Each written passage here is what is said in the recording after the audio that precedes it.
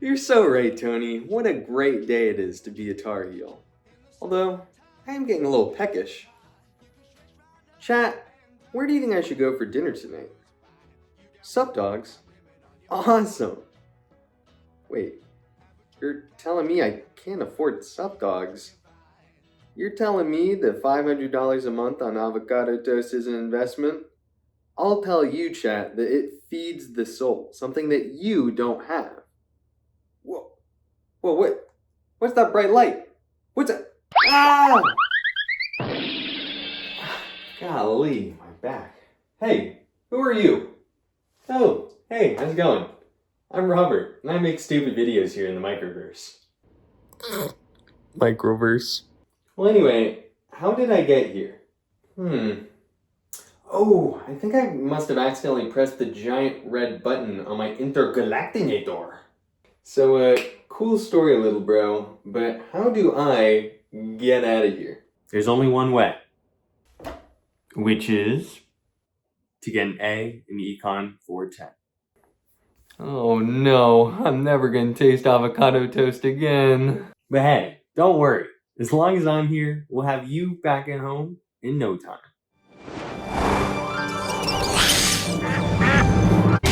Adventure time! Come on, grab your friends. We'll go to very distant lands. We'll take the dog and then the human. The fun will never end. It's adventure time. Introducing consumer theory. What are we theorizing about consumers, you may ask? What they're going to buy. We call that a consumption decision. How do consumers decide? Two factors: budget constraints and preferences. A budget constraint basically means that with a limited income, you can only afford so much of various goods. In the Microverse, we typically look at two individual goods, say good X and good Y. We could add more through combining multiple goods onto one axis, but for now just think two. Throwing some notation at you, prices are P, then denote the good with a little dinker. The amount? Just the letter of the good. Total money we have? Income. So that's an I. Putting it all together, we spend all of our money across the two goods, which costs you the price times the quantity you bought. Budget constraints. For our budget constraint graphs, take it one step at a time.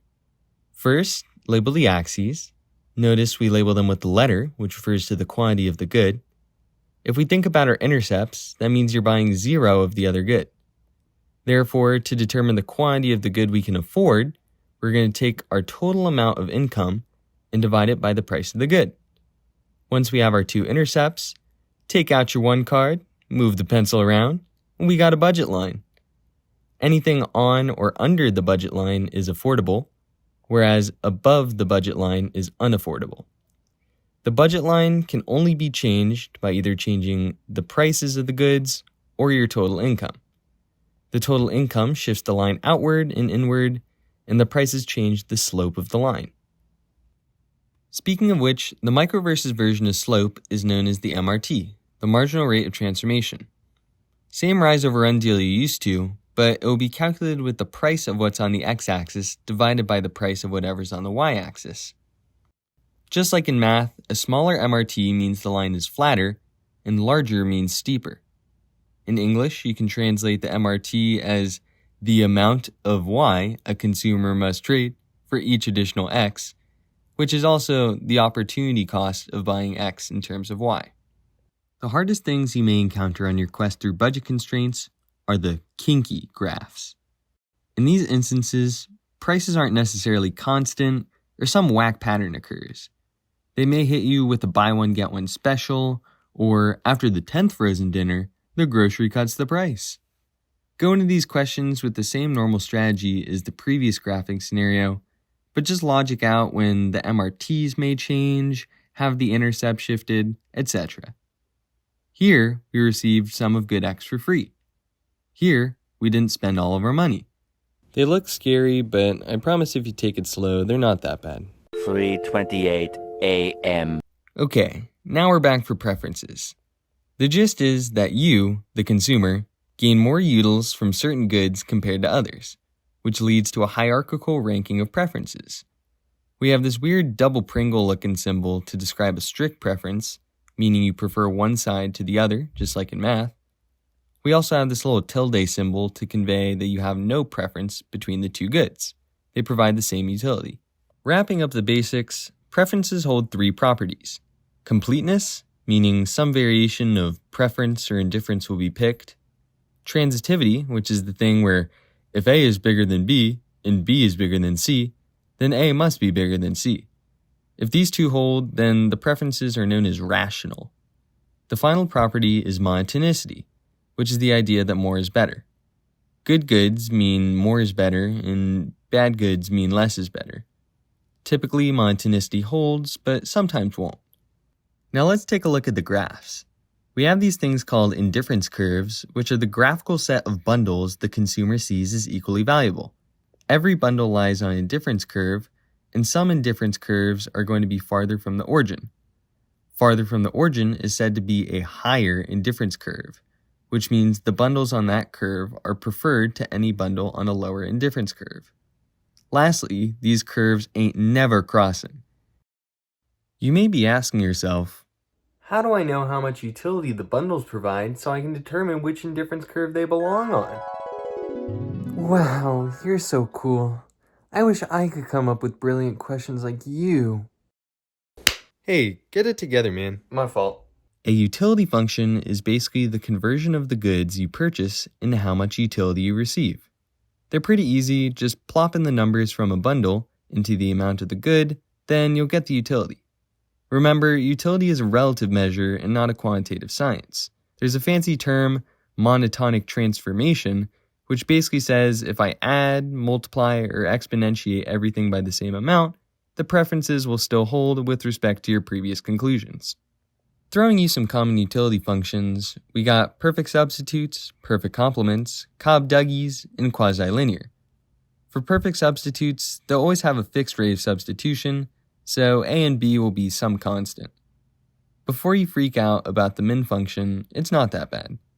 The min function just chooses which one is smallest, so it encourages complementing one good with the other. In this example, the coefficient on the x means it relatively provides more utility. When we have 1x and 2y, we have the perfect complement setup and receive 2 utils. However, even if we crank up the y, the min function still chooses the x, and we still receive 2 utils. Cobb-Duggies are the standard golden retriever utility functions, and quasi-linear functions are where one variable is a function and the other has a constant coefficient. So, I've been holding it off, but now we have the scariest part of the whole video. It's MRS time. Remember minutes ago when we had MRTs? Well, the slope for an indifference curve is called the MRS, which is the marginal rate of substitution. On paper, it's still basically the same thing, where it's the change in y over the change in x. Unfortunately, these suck to calculate when we need to graph a utility function. The alternative formula is this marginal utility formula. When you hear the word marginal in the microverse, I can guarantee you a derivative is involved.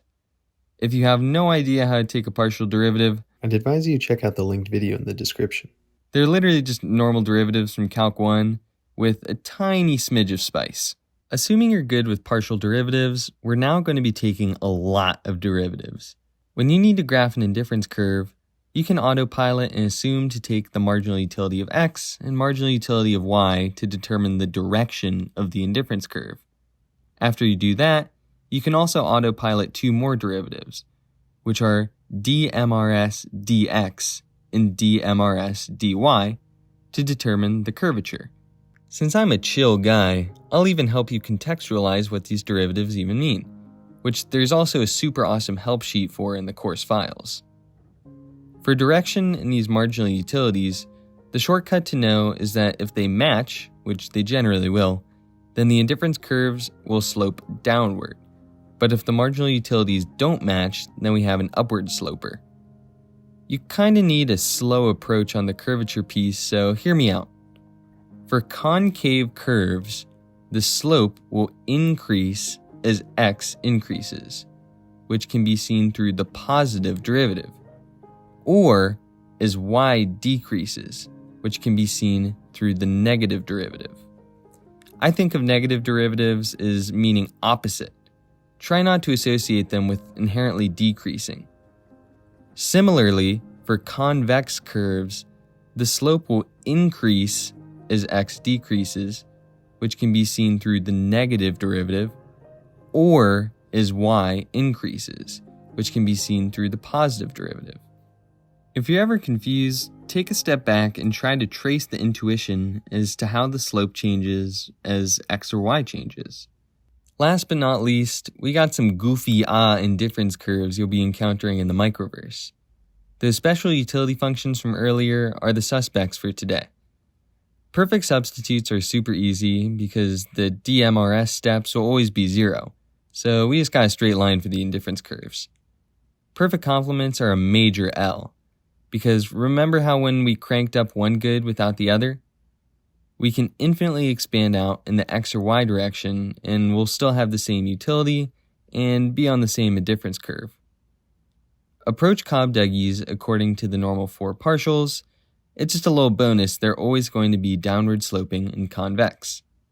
Quasi-linears don't have a pattern, so approach is normal with the 4 partials. One funny quirk though is this thing where if one derivative is 0 and the other has a direction, you take the one with the direction and ignore the 0 to find the curvature. Oh man, that lesson was tough today. There's gotta be another way out of the microverse. Oh, I forgot to mention, there's this stuff called Golden Seal that'll make you super tired.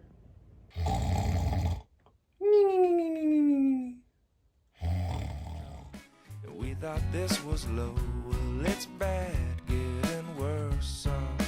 Where'd all the good people go? I've been changing channels, I don't see them on the TV shows. Where'd all the good people go? We got heaps and heaps of what we sold. They got this and that with a rattle attack.